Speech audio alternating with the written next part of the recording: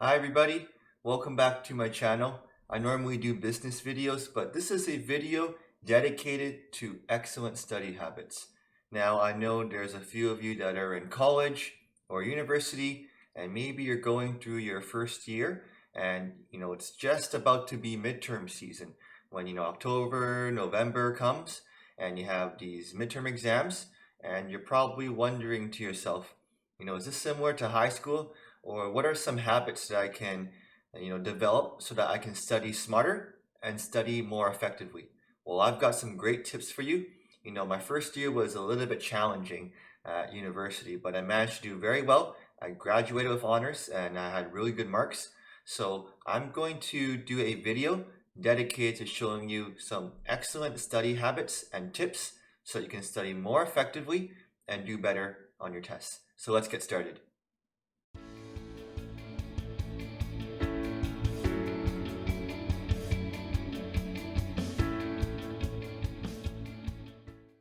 Now, if you haven't done so already, feel free to subscribe to my channel, hit the bell notification, give me a shot. I think you'll learn something new about business or about university life or something that might be applicable to your life or career. So I've got a lot of videos. Take your time and peruse to see the content. Today's video is focused on studying 101 and how to develop good study habits and some tips for you to do well on your tests and exams.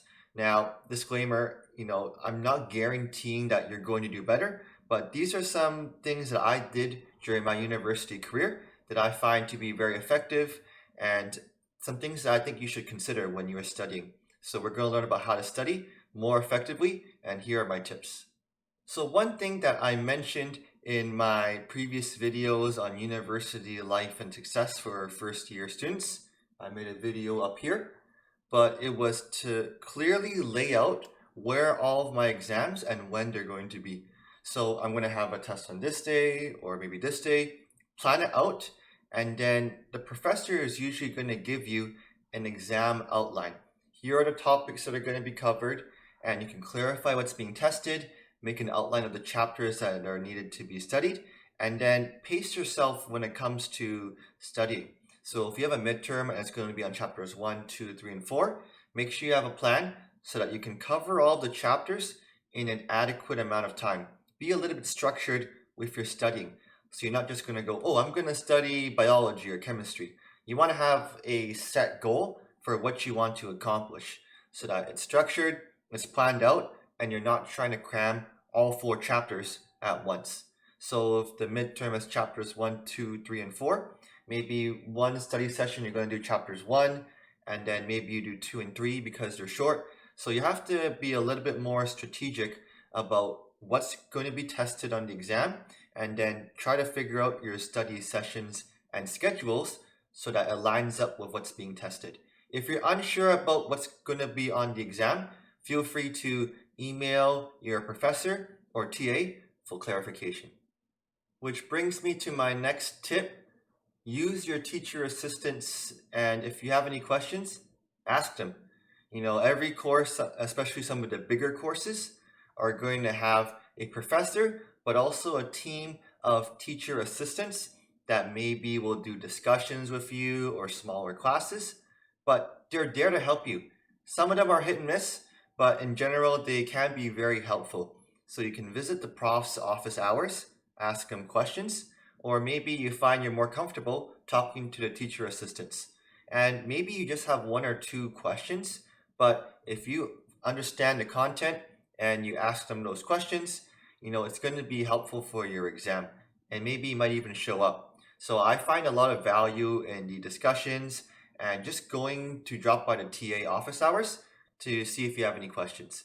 A little bit of an aside, when I was doing my resume course and they had these office hours for TAs, and I brought in my resume, cover letter, they had a lot of advice because maybe they worked in some industries, and I found that knowledge to be very helpful for my assignments, but in general, just learning how to write resumes.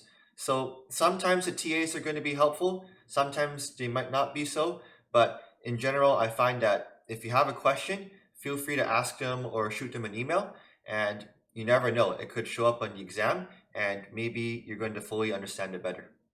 Now, this is a tip I wish I had taken more advantage of in my first year. It's really important to create study groups. Don't try to, if you can study by yourself, that's perfectly fine. But I found more value in having a small group of 3 to 5 friends, and we share notes, we quiz each other, we teach each other the content.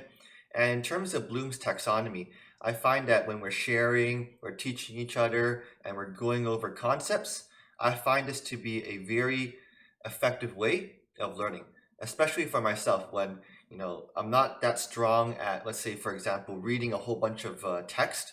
But if we're quizzing each other, trying to focus on the main concepts, that's going to be very effective for your learning. So, when I was at Sauder, we were in these cohorts and we have these similar courses together. So I made a study group. We have a bunch of friends together, and we ask each other questions. Maybe I'm not quite sure about econ, so I'll ask my friends about econ, but I know about math, and we just share, collaborate together. And if you're in a study group where everybody's working effectively, this can be really beneficial for you. So I find that creating study groups, meeting others, and trying to create a system where we're sharing and teaching each other, this is going to be helpful for you. Now, I know this might be a little bit challenging in the COVID-19 world, but there's plenty of ways you can do like online chats or online meetings. And this is a great way to facilitate a very high level of understanding and communicating content. My next tip for you is to get off social media.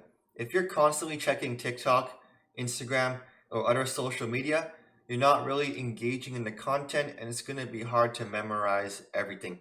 So when I was studying, like say for example, accounting, I'm going to put away my phone, focus on the practice questions, focus, do them, and then see where I did well or didn't do so well.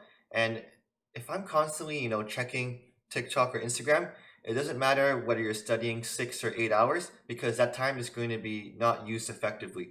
I'd rather study and focus and try to find ways to block social media. So you can find a quiet space to focus. There's also apps where it's going to block certain social networks so that you can really focus on your content. You could study for 10 hours, but if you're constantly checking your phone every 5 minutes or so, it's not going to be effective. So let's try to find ways to really engage with our learning and try not to be distracted. The next tip I have for you is to avoid cramming. Now, this works for some people, and cramming is this idea that you're going to study everything maybe 1 or 2 days before, and you're just trying to condense all of your learning. For some people, it's kind of hard to avoid cramming because maybe you have work or other personal obligations. But if you can do so, try not to do all of your revision and studying in 1 or 2 days. Have a set schedule where you pace yourself, maybe do 1 or 2 units a day, or even better, try studying after a class, and this is going to help you retain some of the information. So don't procrastinate. When you leave it to the last minute, you're kind of stressed, you're anxious, and you don't really absorb the material quite well. So if I know that I have a midterm in 1 week, I'm going to do a little bit every day so that when it comes to the 1 or 2 days before the exam, I'm confident, I know the material, and this is going to be a much more focused way of learning rather than trying to memorize everything. And if you try to cram, maybe you're tired.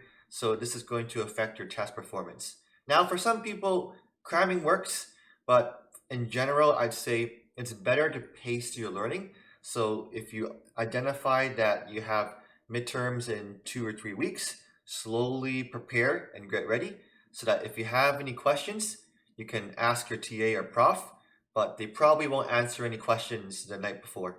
Now, this tip was effective for me because I was in business school and my profs were pretty good at giving us past exams or practice questions or past midterm exams for us to study on.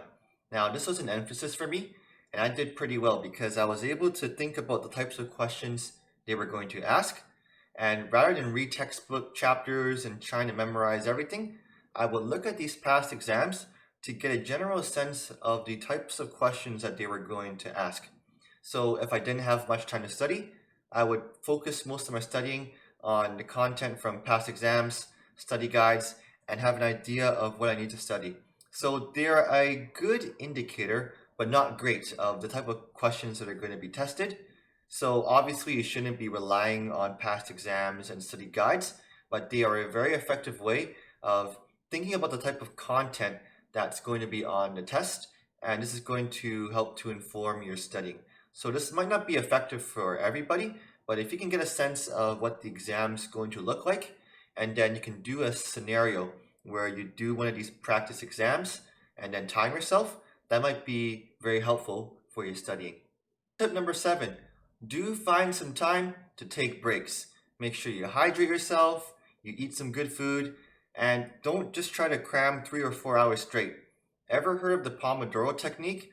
So there's quite a few YouTube videos where you study for like 25 minutes or so and then take a 5-minute break, and then you do this in like 3 or 4 intervals, and then you take a longer break.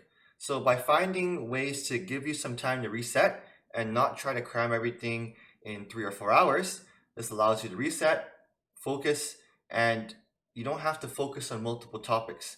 So for the 25 minutes, I'm going to focus on this chapter, do some reading, then take a break, and then I'm going to repeat the process so that it's structured, and you find yourself time to grab a cup of coffee or go to the washroom or grab some water or eat.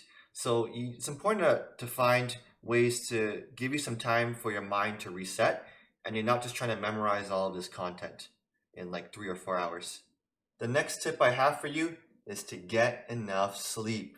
And sleep helps with your memory, and you need memory to understand how to do problems on a test. And if you're tired, not focused, and you're trying to do an all-nighter before a test, you're not going to be energized and that focused. So it was always important for me, if I had a test at, let's say, 9 o'clock in the morning, I'd find a way to get at least 7 or 8 hours of sleep if you can, and you find ways to pace your studying. This is why it's so important that you're not trying to study everything the night before. Pace yourself, take your time to slowly study and understand in the days prior, and think about it like an athlete. If you want to perform at peak performance, you need to be rested and you need to be, have good rehabilitation and focus. If hockey players are always trying to, pull all-nighters because they want to do some extra practice, you're not going to be in the peak performance for your test. So find ways to get enough sleep, and this is going to help you to be more focused and energized for your test. All right, tip number 9 is the study environment. I've got 2 more tips. Don't forget to leave a like for this video, as I'm creating custom PowerPoints just to help you out and to provide value to YouTube. So where you study is important. You want to be in a place that allows you to focus, self-reflect, and make your study time a little bit more effective. If you're studying in a room and there's TVs on and it's distracting, or maybe you're at your friend's house and you can't really concentrate, you want to be more effective with your time used. So find ways to block out those electronics, focus, make sure your lighting is really good, and you have all of the supplies you need to be effective. So these are things that maybe you don't really recognize or realize, but if it's too loud, try to find ways to put on headphones, be away from all those electronics, TVs, and PlayStations, so you can be more focused with your studying. And my last tip for you is to take advantage of online resources. Online resources can help you to revise, study better for certain topics, because there's going to be websites dedicated to the concepts that you're studying. So like Wolfram Alpha for calculus, or maybe if there's Quizlets, Khan Academy, SparkNotes, edX, or even YouTube are great resources that can help you with your study. So if you're studying like business, I've got some great videos on understanding basic business concepts, but the idea here is to take advantage of online resources. So Khan Academy is pretty good because I looked at their economics material, micro and macro, and they had multiple choice questions in an online quiz format. They had great content. So you can use online resources to help you to study as supplementary material. So these are resources that are completely free, and there are ways to help your studying to be more effective. Before you go, I just wanted to wish you the best of luck with your studying. Hope everything goes well. Make sure to get enough rest, drink some water, and it's important that your mental health is also very taken care of as well. So hope you enjoyed this video. Don't forget to leave a like, subscribe if you want to see more content on either business studies or university life and tips. Hope you enjoyed this video, and I will see you later, okay? Thank you for watching. Bye-bye.